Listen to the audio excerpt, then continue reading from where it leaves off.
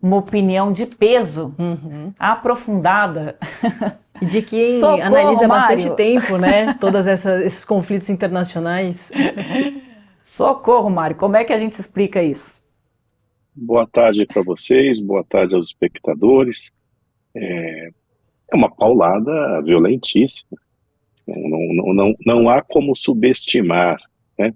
Se surgir alguém aí dizendo que não é uma coisa tão comprometedora, constrangedora, Não ou não fiquem tem achinando as dimensão da pessoas. coisa, ou está mentindo, né? A pior coisa que poderia acontecer neste momento, acho eu, né, é uma reação com cabeça quente, né, da parte do ministro Alexandre de Moraes, porque isso só reforçaria a ideia de que ele age é, com arbítrio, né? Então, eu imagino que se ainda não se reuniram, vão se reunir os ministros do STF para decidir o que fazer. Mas assim, vai ter notinha de repúdio, vão cantar o hino nacional, né, nota de solidariedade, né, bravata aqui e ali, tudo isso faz parte do jogo. O que é importante é saber o que vai se fazer depois, né?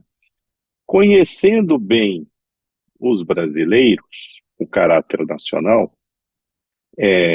eu acho que, num primeiro momento, haverá todas essas manifestações, mas depois vão encontrar uma forma de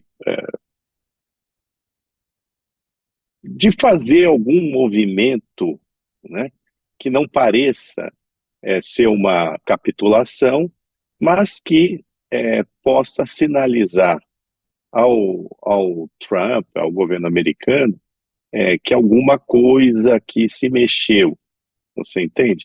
Porque não dá, atenção, não dá para brigar com os Estados Unidos da América. É simples assim.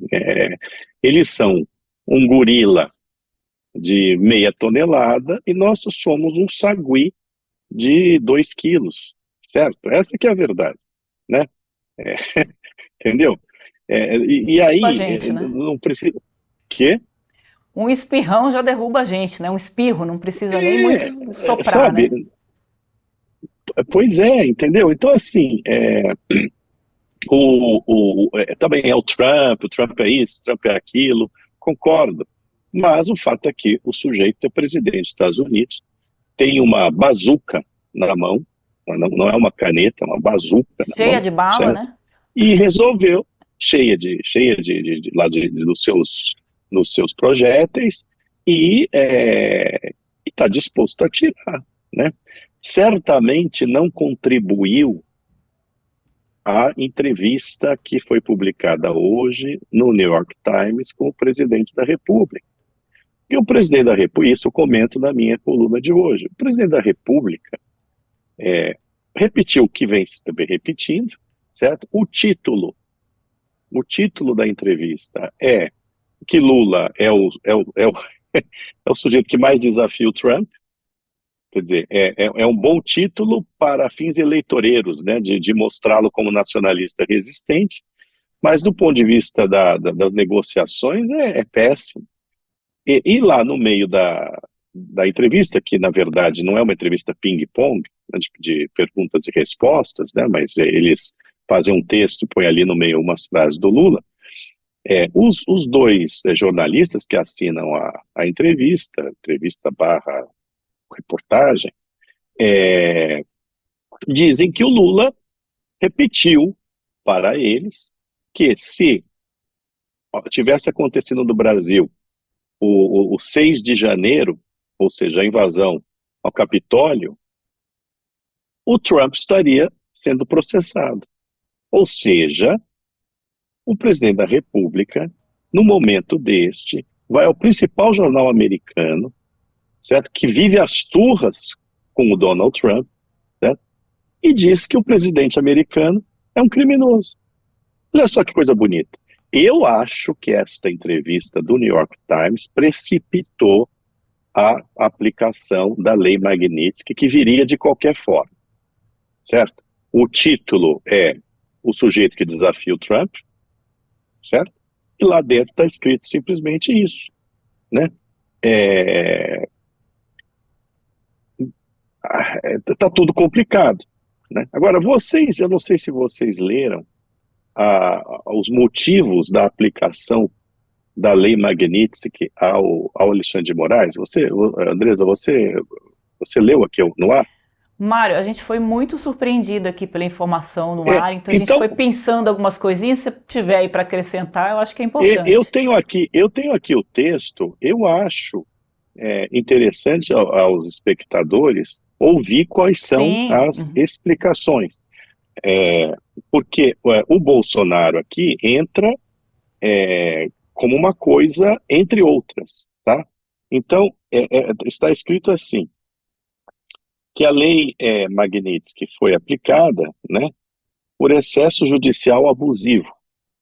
De Moraes foi nomeado para o STF em 2017. Desde então, ele se tornou um dos indivíduos mais poderosos do Brasil, exercendo imensa autoridade por meio de sua supervisão de amplas investigações do STF. De Moraes investigou, processou e suprimiu aqueles que se envolveram em discursos protegidos pela Constituição dos Estados Unidos, submetendo repetidamente as vítimas a longas detenções preventivas sem apresentar acusações. Por meio de suas ações como ministro do STF, De Moraes minou os direitos à liberdade de expressão de brasileiros e americanos. Em um caso notável, De Moraes deteve arbitrariamente um jornalista por mais de um ano em retaliação pelo exercício da liberdade de expressão. De Moraes mirou políticos da oposição, incluindo o ex-presidente Jair Bolsonaro, jornalistas, jornais, plataformas de redes sociais americanas e outras empresas americanas e internacionais.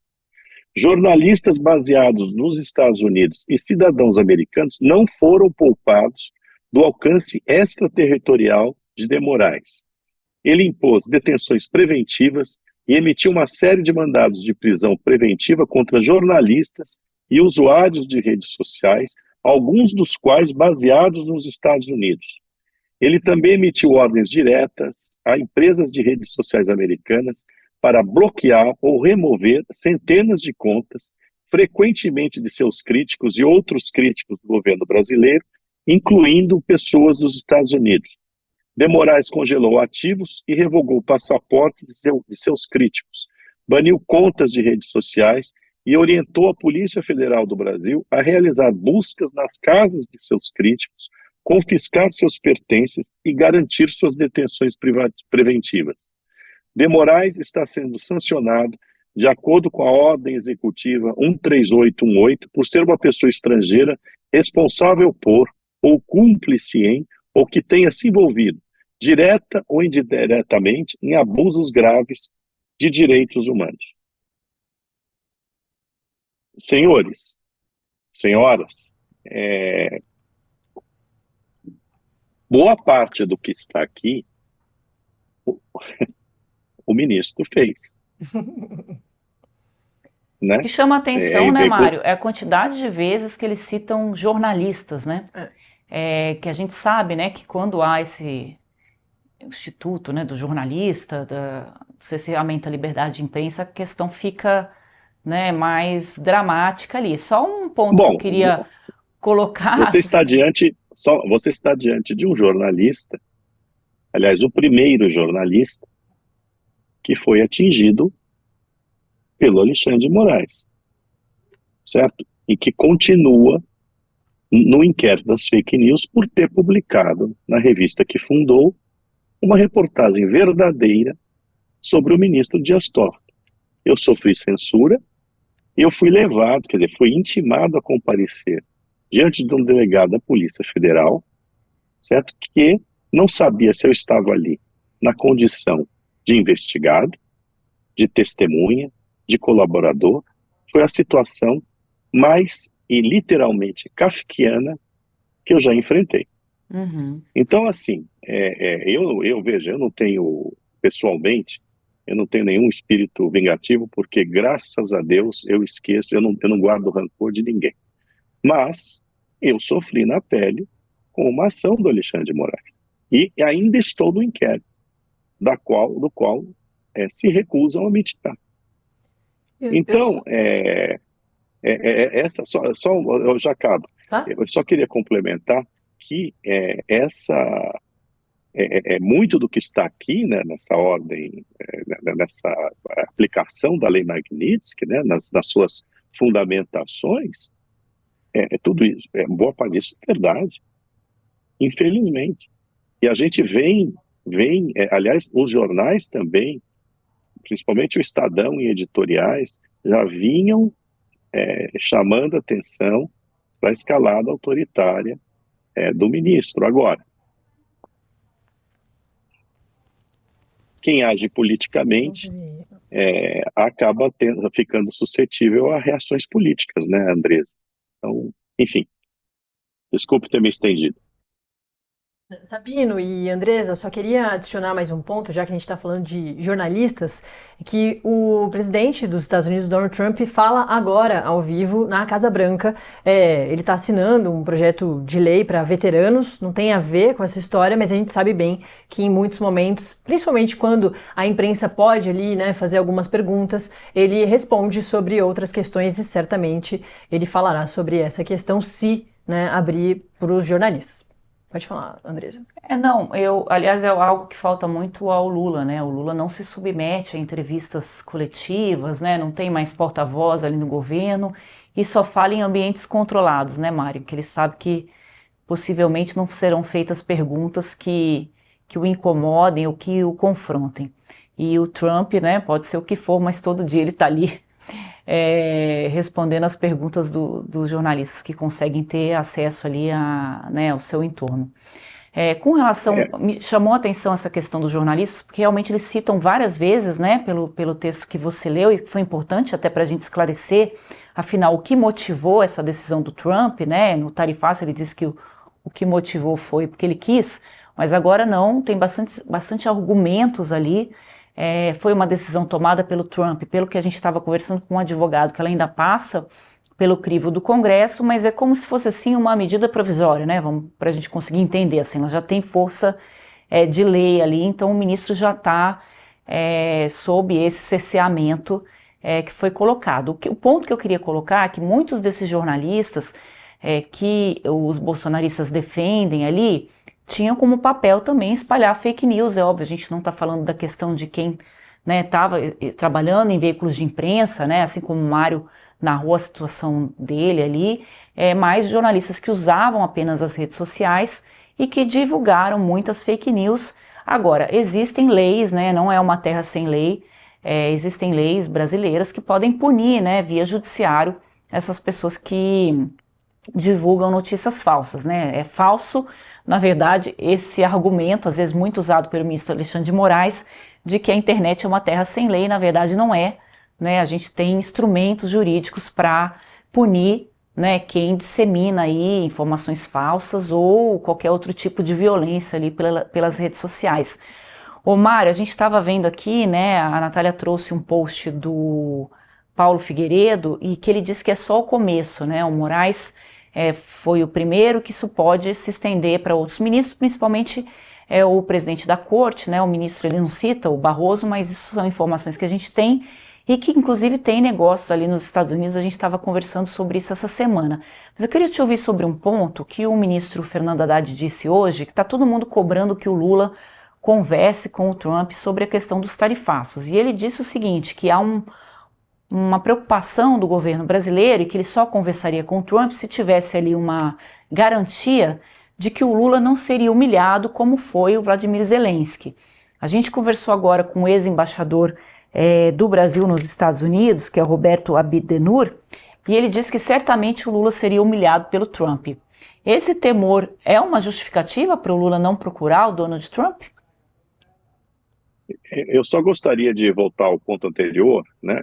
De fato, eu até fico ofendido de estar nesse inquérito ao lado de uma gente desclassificada, certo?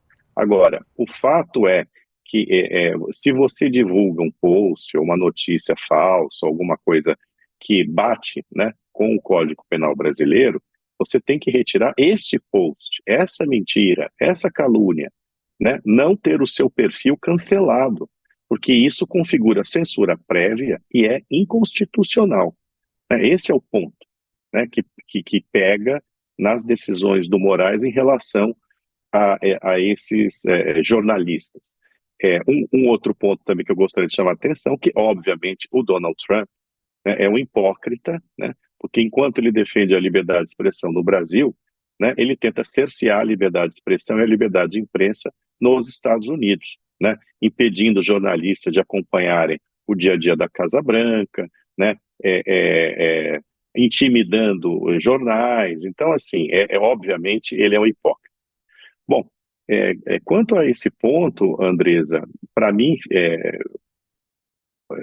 fica claro que, ao sancionar apenas o Alexandre de Moraes, eles buscam fazer com que os outros ministros, né, façam uma pressão sobre o Alexandre de Moraes para que ele mitigue a sua ação, né, até o seu modo de ser. A ver o que vai acontecer. Quanto ao medo do Lula, bom, se você é um chefe de governo, um chefe de Estado, eu acho que você não tem que ficar com receio, né, de conversar com ninguém, mesmo que seja o Donald Trump. O Zelensky, veja, o Zelensky que passou aquele vexame, né, aquela humilhação no Salão Oval da Casa Branca, e que inclusive foi expulso da Casa Branca, porque ele ia ter um almoço com Trump e foi convidado a se retirar. Ele nunca se recusou a conversar com Trump, nem deixou de conversar com Trump, né? Porque ele reconhece que, ou seja, ele aceita, na verdade, que a Ucrânia precisa dos Estados Unidos, não pode brigar com os Estados Unidos, né? É óbvio que nós não somos um país em guerra, a situação é completamente outra. Eu não acho que seja saudável passar por humilhações, mas esse é um risco inerente ao cargo que o Lula tem, né, diante dessa figura que os Estados Unidos elegeram democraticamente. Sabe, você pedir garantias de que... Aliás, é uma coisa impossível você pedir garantias a um sujeito que age também no calor do momento, que é o Trump, né? Que não planeja nada e tudo mais. Quer dizer, é um risco, né? Agora, eu acho até que se o Lula conversasse com o Trump e fosse humilhado, isso seria até algo a ser usado em seu benefício, do ponto de vista até eleitoral, né? Olha, eu busquei conversar, mas olha o que aconteceu comigo. O Zelensky, olha, só para dar um exemplo, para continuar no exemplo do Zelensky, o Zelensky estava em baixa de popularidade e aprovação na Ucrânia até conversar com o Trump no Salão Oval e sofrer aquele absurdo, né? Ali sessão esculacho. A sessão esculacho do Donald Trump, exatamente. Mas ali foi um turning point, porque o Zelensky recuperou a sua popularidade e a sua aprovação. Certo? E agora nessa questão do tarifaço, né, Sabino, teve até o reforço, né, a sinalização do Trump naquele dia que ele fez aquela fala com o secretário da OTAN de que reforçaria, né, o armamento da Ucrânia para Volodymyr Zelensky. Então até teve um aceno também de aproximação, claro, dentro do pacote do tarifaço contra a Rússia, né, do 100% para a Rússia, caso ela não conseguisse terminar com a guerra em 50 dias e que agora já diminuiu para 10, 12 dias.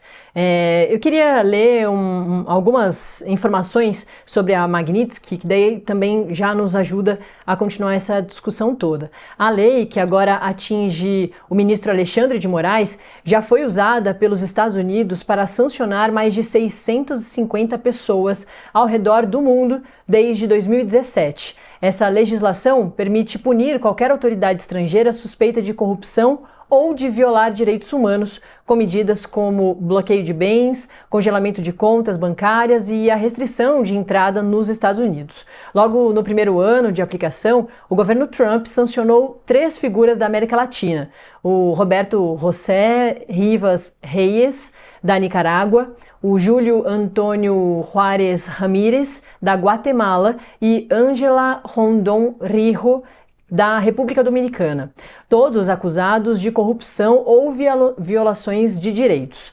E em 2020 foi a vez de oficiais do governo chinês e do Departamento de Polícia de Xinjiang, região marcada por abusos contra minorias étnicas. Em 2023, 9 pessoas de países como Afeganistão, Guatemala de novo, Haiti, Paraguai, China de novo, Rússia e Uganda também foram sancionadas. Entre os nomes mais conhecidos estão os do ex-presidente do Paraguai, o Horácio Cartes, e do ex-vice-presidente Hugo Velásquez, ambos acusados de envolvimento em esquemas de corrupção. Agora, com Alexandre de Moraes, o Brasil entra na lista de países diretamente impactados por essa medida de forte peso internacional. A lei, portanto, de 2012, mas que começou, a ter essas sanções aplicadas efetivamente por Trump no seu primeiro governo, e agora a gente tem essa continuação no segundo governo, no comecinho do governo do Trump, do governo 2.0, ele que já vai lançar esse tarifaço aos 25 países no mundo todo, em 1º de agosto, agora adiciona o Brasil, mais um país sancionado na Lei Magnitsky. E eu lembro também, Andresa, que a gente trouxe aqui, logo no comecinho da minha participação, o bastidor da Manuela Alcântara, a nossa repórter setorista de judiciário, que também lá no dia 1º de agosto, quando o tarifaço começar a ser aplicado no mundo todo, inclusive aqui para o Brasil, os ministros do STF, inclusive Alexandre de Moraes, devem fazer uma fala às 10 horas da manhã sobre essa questão. Por que sexta-feira? Porque é a volta do recesso do judiciário. O Congresso também está aqui no recesso. Vai ser a sessão mais assistida da história do Supremo, para todo mundo saber como é que os ministros vão se comportar. Acho que vão entrar abraçados, Mário? Deve ter uma cena assim, que nem time de futebol, o Brasil, vamos todo mundo junto e tal. Eu tô vendo algumas pesquisas aqui, assim, muito iniciais, que captam aí o humor das redes sociais, e essa questão tá dividindo aí o país, viu? Não tem dados aqui empíricos para falar, mas pelo que está se vendo, assim, muita gente até comemorando essa sanção ao Alexandre de Moraes, achando que ele estava precisando aí de um freio com as medidas que ele vem tomando. A gente vê que tem bastante gente que nem é bolsonarista, especificamente, mas que discorda das atitudes do ministro Alexandre de Moraes, achando que ele está avançando demais aí o sinal e perdendo a independência, e a neutralidade que um juiz tem que ter para julgar os casos. E tem uma outra fofoca aqui, que é no âmbito da fofoca, porque é bem micro essa informação, de um grupo de investidores que eu acompanho aqui no WhatsApp, e quando essa notícia foi postada, viu, Mário, todos os emojis que foram colocados ali foram comemorando a decisão do Donald Trump de vir para cima do Moraes. Não tem como essa decisão, essa reação também não ser polarizada com tudo que a gente vem acompanhando aqui no Brasil, Mário? Olha, em relação a alguns personagens da República, a polarização só existe na imprensa, viu? No mundo, o que eu vejo é que os vasos comunicantes entre a realidade cotidiana e a imprensa, eles estão sendo cada vez mais entupidos, digamos assim,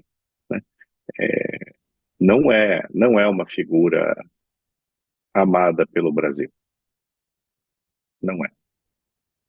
Agora, eu queria voltar à questão das tarifas, que foi um ponto que para o qual eu chamei a atenção na minha coluna, e a Natália estava falando ali de Ucrânia, o Trump está fulo com o Vladimir Putin, que simplesmente ignora os ultimatos que o presidente americano dá a ele.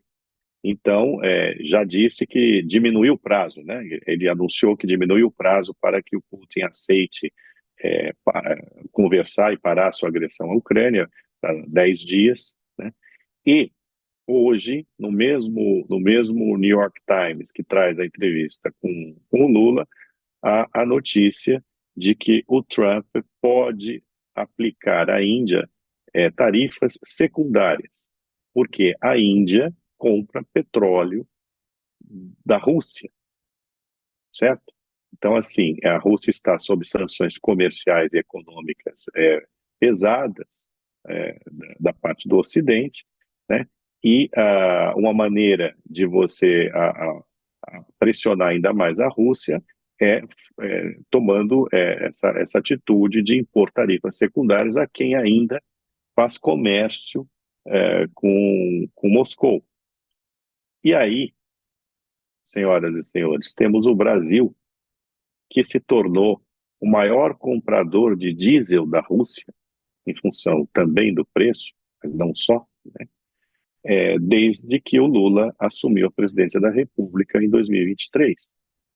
Então, vejam, para além do tarifaço de 50%, que eventualmente pode deixar de ser aplicado ou será diminuído em relação a alguns produtos, vai saber, ninguém sabe nada, essa que é a verdade, porque tudo sai da cachola do Trump, né?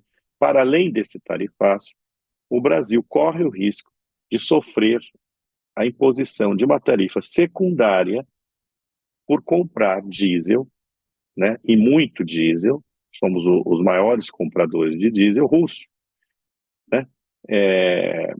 Então vocês vejam que esses últimos posicionamentos do Brasil sobre o governo Lula, né? A gente está pagando um preço por isso, né? Dessa estratégia de enfrentamento, de posições anti-americanas que já vinham desde antes do Trump, ainda sob o governo do Joe Biden, que é democrata, certo? Que é de centro-esquerda. Então, e mesmo sob o governo de Joe Biden, temos que lembrar que a embaixada americana chamou atenção para o risco que corria a liberdade de expressão no Brasil. Tudo bem, a cachola do Trump é essa cachola aí, autoritária, hipócrita e tudo mais, mas nós temos que olhar para nós mesmos, certo? Neste momento de crise. O que seria mais prudente, né, e mais correto a fazer. Há correções a fazer na rota da democracia brasileira, independentemente de Bolsonaro. Mário, a gente entrevistou aqui o ex-embaixador do Brasil em Washington, o Roberto Abdenur, já citei ele agora há pouco, e ele colocou que na avaliação dele, a questão do Trump com o Brasil é mais do que uma questão econômica, né? A gente fez muitas análises ali durante os últimos dias, dizendo que, na verdade, por trás dessa questão do bolsonarismo, tem um enfrentamento dele com a China, né, essa proximidade do Brasil com a China, ou a questão das terras, né, que os Estados Unidos têm, né, dos minerais no Brasil, que os Estados Unidos têm interesse, enfim, questões mais comerciais. Ele não concorda com isso.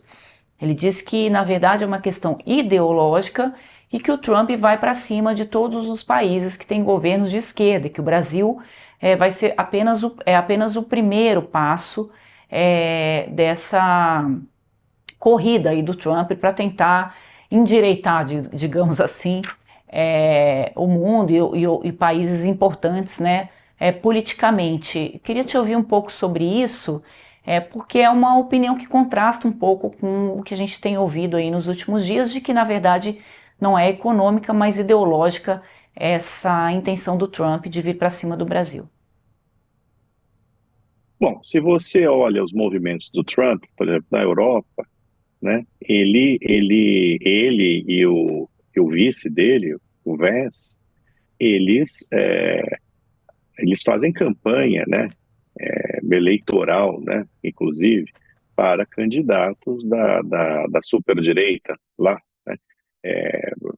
Reclamaram muito, o Vance fez um discurso aos europeus, não me lembro mais em que fórum, se foi o da OTAN, não lembro mais, criticando, por exemplo, o que aconteceu na Romênia, né, onde o candidato da superdireita, naquele momento, estava impedido de concorrer à presidência.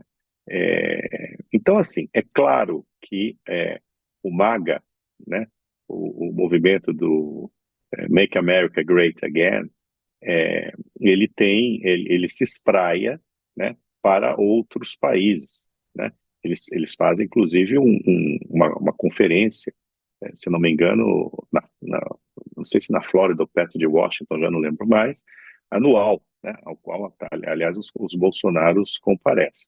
Sim, existe, eu acho que existe essa intenção do Trump, né, de interferir em outros países contra governos de esquerda. Isso existe, né? Ele tem uma concepção imperialista do poder americano. Ele está queimando o soft power americano e está tentando reinstaurar a política do big stick, do porrete, né? Que é uma coisa do século XIX, né? Geograficamente, geopoliticamente, o Brasil está no que era antigamente o quintal americano, né? Assim como o Vladimir Putin tem uma nostalgia da União Soviética, o Trump tem uma nostalgia do imperialismo americano, da maneira como ele se manifestava, ele agia. Isso sem dúvida. Agora, não, a gente vive um momento em que as coisas se confundem, né? Independentemente disso, isso não nos exime das nossas culpas, né? Não nos exime dos caminhos errados que nós decidimos seguir, ou dando poder demais a quem talvez não tivesse que ter esse poder, né? Esse tipo de coisa. Eu acho, mas assim, ao contrário do que diz o embaixador, aparentemente, porque eu não assisti à entrevista dele, a questão econômica também tem um peso muito relevante, né?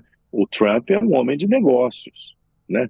O Trump tem essa fixação em tarifas, mas não é de hoje, né? E o Trump vem agindo dessa maneira também contra governos de direita. Eu vou dar o exemplo, por exemplo, inclusive ele admira, ele é sua amiga praticamente, o exemplo da Itália, né? A Giorgia Meloni, né?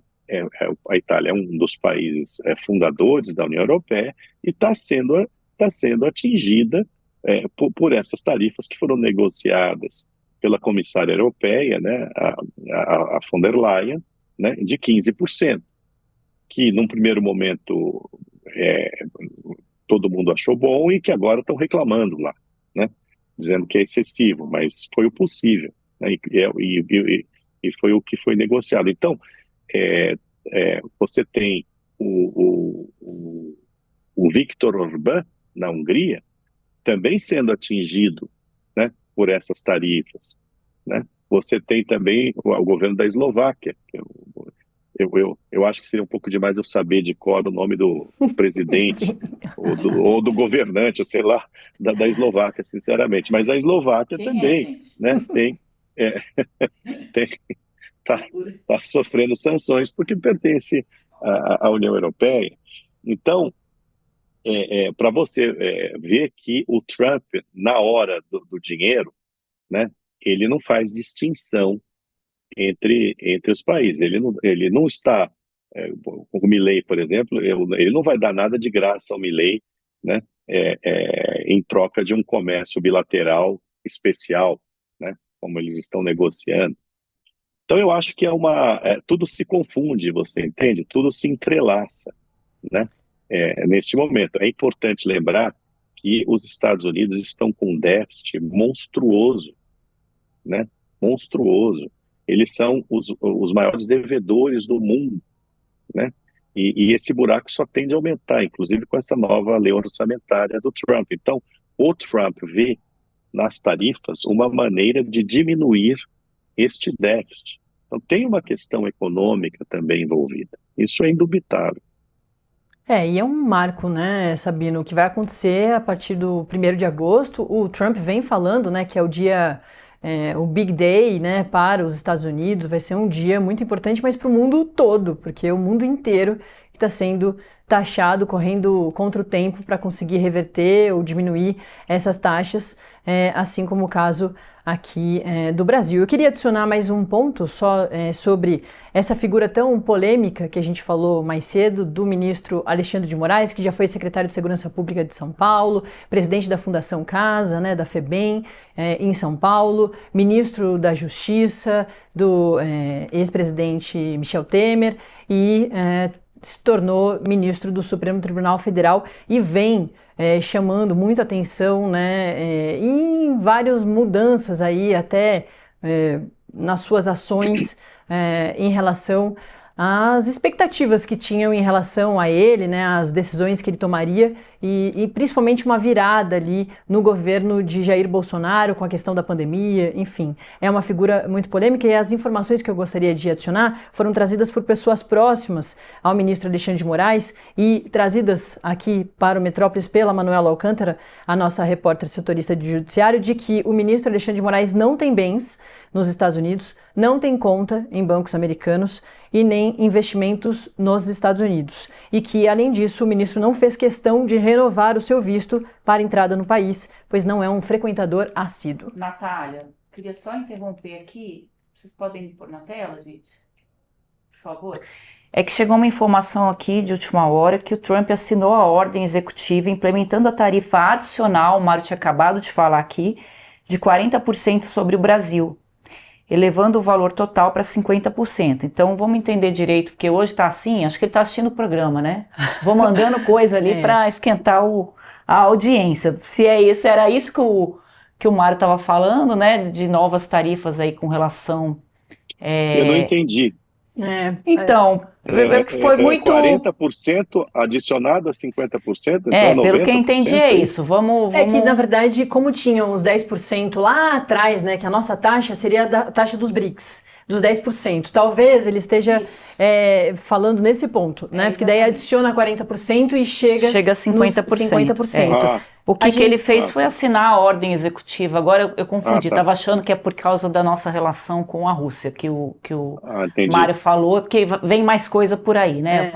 Passou uma onda, quem mergulha sabe, aí põe a cabeça para fora que vai vir a outra, senão você vai tomar caldo, né? E esse ponto que o Sabino bem lembrou, que é importante da gente sempre reforçar, é que como o mundo todo vai ser sancionado, né, tarifado, o Brasil que faz negócios com vários países, China e Rússia, por exemplo, que são países que também serão tarifados, é claro, vai ser descontado de outras formas, vai ter que estudar outras estratégias. E em relação às sanções secundárias, só lembrar, Sabino, que os senadores saíram hoje das reuniões lá, estão voltando ao Brasil, dizendo que esse foi o ponto que mais está preocupando, né? Porque justamente em 10 dias, agora menos dias, a Rússia será tarifada e que serão essas tarifas aí de quase 500% para quem faz negócios com a Rússia, que é o nosso caso. Não, eu só gostaria de deixar claro que a partir do dia 1º, não é que haverá um tarifaço sobre todo mundo. Né? As tarifas, muitas tarifas foram negociadas, né? Então, por exemplo, no caso da União Europeia é 15%, né? No caso do Japão também é 15%, né? No caso da China, eles fizeram um acordo para adiar por 60 dias, né, lá atrás, né, a implantação das tarifas monstruosas aí que o Trump tirou da cachola. E eles agora estão pensando em adiar por mais 60 dias. A China é tratada como um caso à parte, né, nessa história. O Brasil, entre todos os países, à exceção da China, que é esse caso à parte, é hoje o país mais sancionado pelo Trump, né, em termos dos tarifários. Né? É uma tarifa monstruosa. Quanto à informação que a Natália trouxe, eu entendo até a posição do ministro de tentar atenuar os efeitos da lei sobre ele e as finanças dele e tudo mais. Mas é importante lembrar que a lei abrange empresas que fazem negócios com empresas americanas, que tem sede nos Estados Unidos, né, e que tem fundos americanos, né, que transacionam com fundos americanos. Então, é um pouco, acho eu, difícil sair ileso dessa lei Magnitsky, por mais que você não tenha negócios diretamente com os Estados Unidos. É o exemplo que aqui a gente já citou dos cartões de crédito, né? As principais bandeiras, as principais operadoras de cartão de crédito, elas são americanas. E eu tendo a crer que elas, não sei se elas peitarão, como disse a Andresa, uma decisão tão forte como essa do governo dos Estados Unidos. A ver, né? A ver.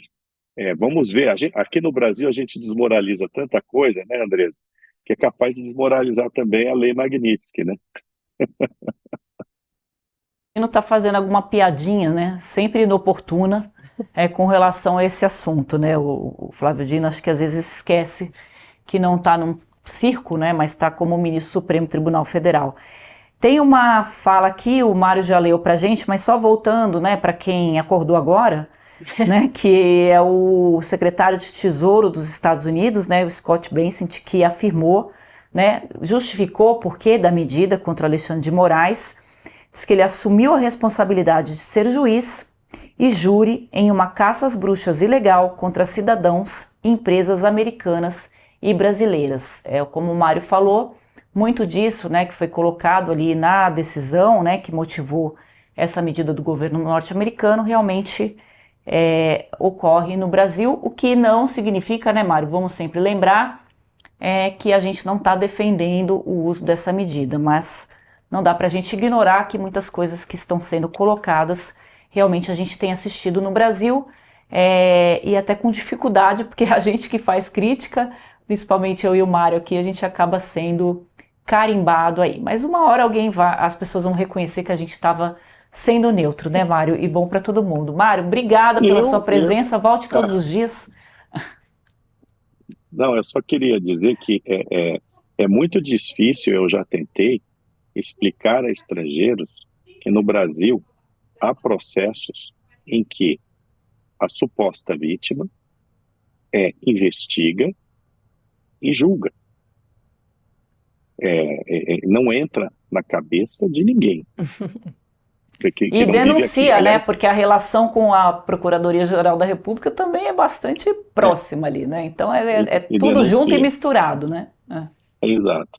Bom, é isso. Muito obrigado. O presidente da Eslováquia, importante informação, que eu acredito que a nossa audiência não vai dormir se não souber o nome, Peter Pellegrini.